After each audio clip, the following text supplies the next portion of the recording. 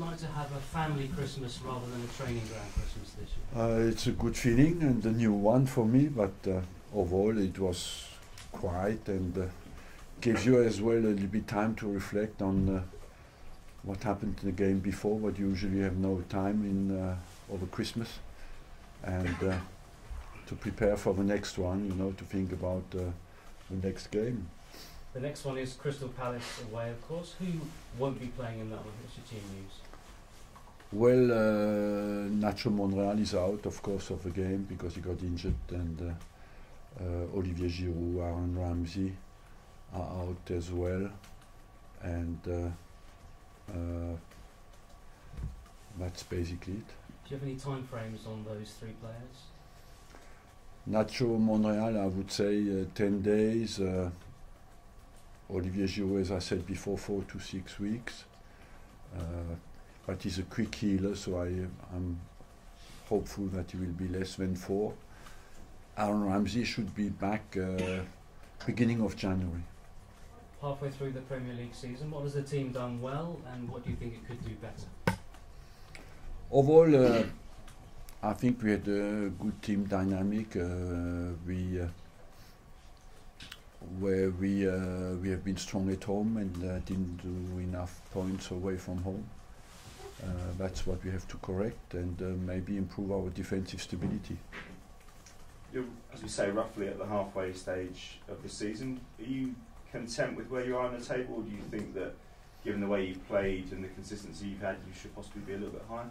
We should be higher, of course, and we are not happy with where we are, and that's what we have to correct. We do not play and put the effort in to be where we are. We want to be high up.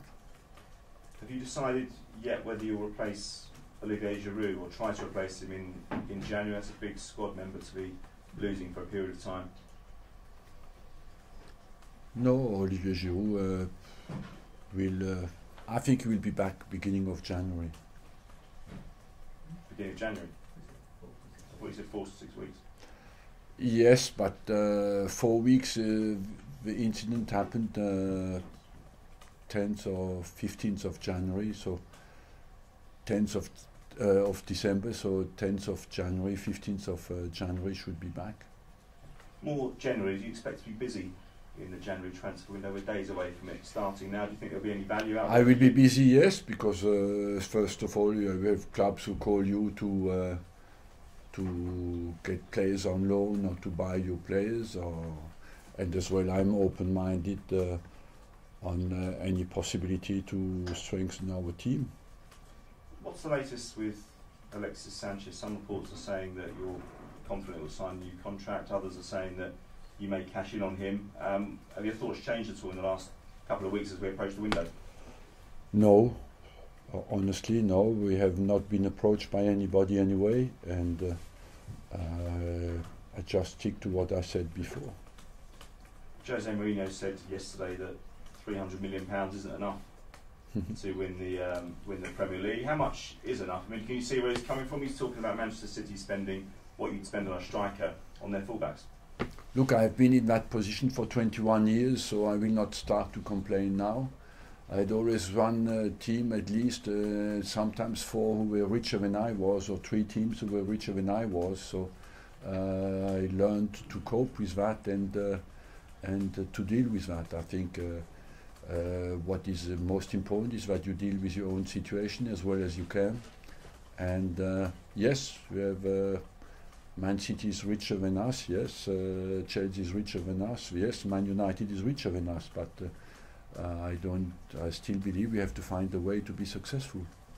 What's the latest on Jack Wilshere? Do you still expect him to be offered a new contract? Is somebody you want to keep? We will sit down with him, yes. And that's it, just going to sit down with him? I mean, do you expect him? What's your feeling though? Do you think he'll stay? I believe that if we can meet a point of agreement financially, he will want to stay. Sam Allardyce said yesterday that Olivier Giroud didn't join Everton because of his wife. Was that, or not wanting to move north? Was that your understanding of the situation? No, I don't think so, because he could have joined Everton and stayed basically in London. I don't think that was the problem. Just looking at Crystal Palace, are you surprised that they've pulled clear of trouble in the last couple of months? I mean, it was a wretched start for them. No, they were a bit unlucky at the start. They had many injuries, you know, at the start, and if you look at their team, they have quality players. So Roy Hodgson has experience of the Premier League, so I'm not surprised. Do you believe that he's in the process of repairing his reputation after what happened with England? I mean, it wasn't a nice way for him to end, was it? Look, for me, the reputation of Roy Hodgson was, the opinion I had of him was as high as it is now. You know, it can happen that you have a bad experience, and that's what happened with him in the European Championship, but that doesn't question 40 years of work in the game. Just finally, 2018 New Year's resolutions, what would you like your players to stop doing?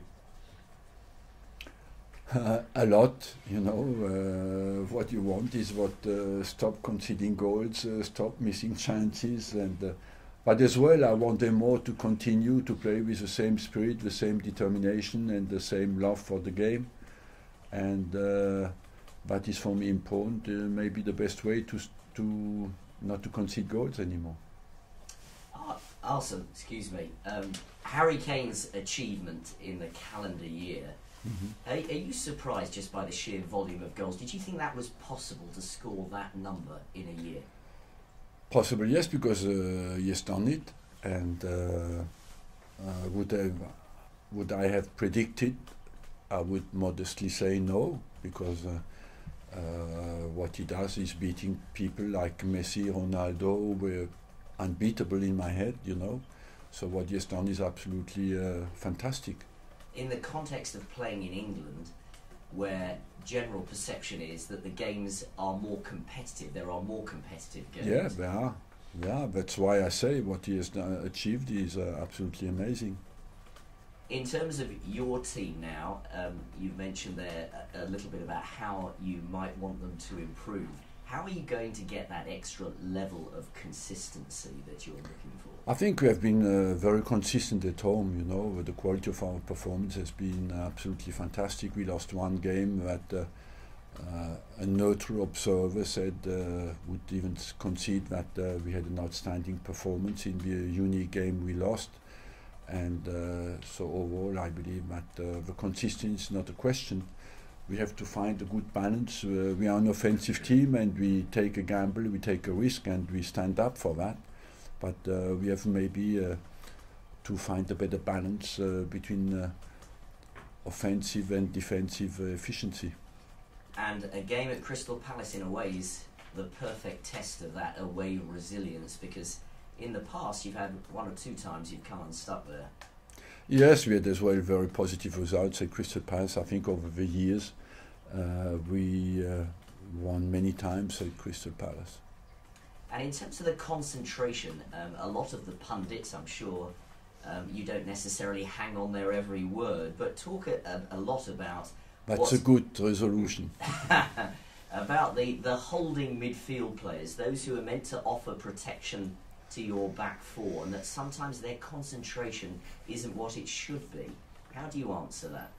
Well, you know, they analyse the games, and I don't dispute that sometimes they have a point, you know, but as I told you, that that happens to many teams. When the team goes forward, sometimes we have always a high number of players in front of the ball. Basically, if you look at the league, you can analyze that in that way. If you take team after team, how many players are in front of the ball when you attack, you know? And we are one of the teams in the league who has the most players in front of the ball when we attack. That means, as you say, that for us to get back quickly, to defend quickly in transition is absolutely vital.